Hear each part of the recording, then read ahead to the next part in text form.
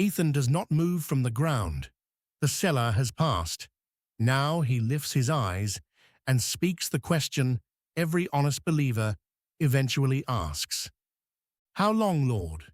Wilt thou hide thyself forever? Shall thy wrath burn like fire? Psalm 89, verse 46. Ethan addresses God's covenant name, Lord, the name tied to promise and presence. He does not ask a philosophical question about suffering. He asks about God's own hiding. God, who led Israel by cloud and fire, has turned his face away.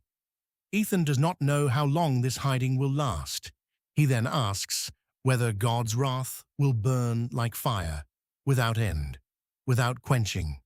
The image recalls the fire that consumed sacrifices at the altar, fire that purifies, but also fire that destroys.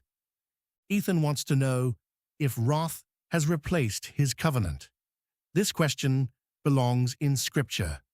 The Bible does not silence this cry. It records it, preserves it, and teaches believers that unanswered waiting can be spoken before God rather than hidden behind false cheerfulness. Remember how short my time is. Wherefore hast thou made all men in vain? Psalm 89, verse 47.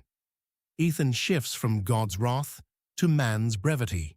He asks God to remember using the same word David used when petitioning God to remember his mercies of old.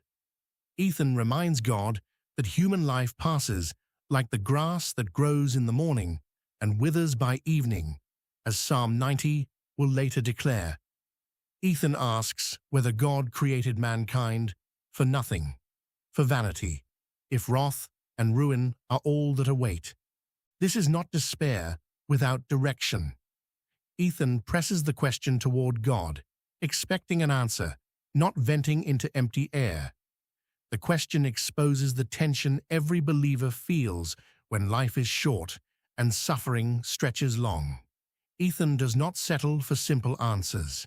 He brings the weight of mortality itself before the throne, asking God to account for the shortness of days set against the length of affliction.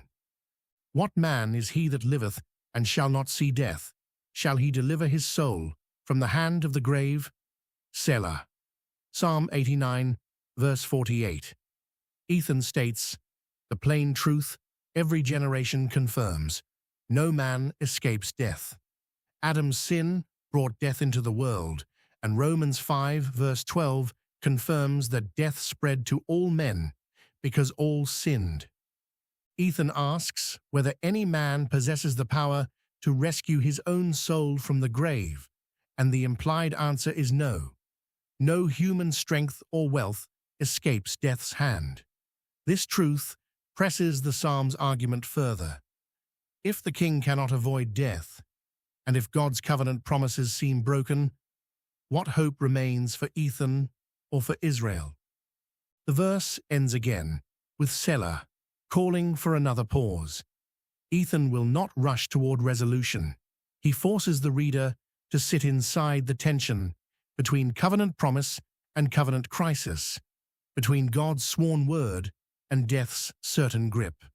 The Selah invites reflection rather than premature comfort, teaching that Scripture makes room for lament that does not resolve into praise. Ethan's honesty stands as instruction for every believer who faces the gap between what God has promised and what present circumstances display. The believer refuses to manufacture false comfort, while still addressing every question to the covenant God who alone can answer.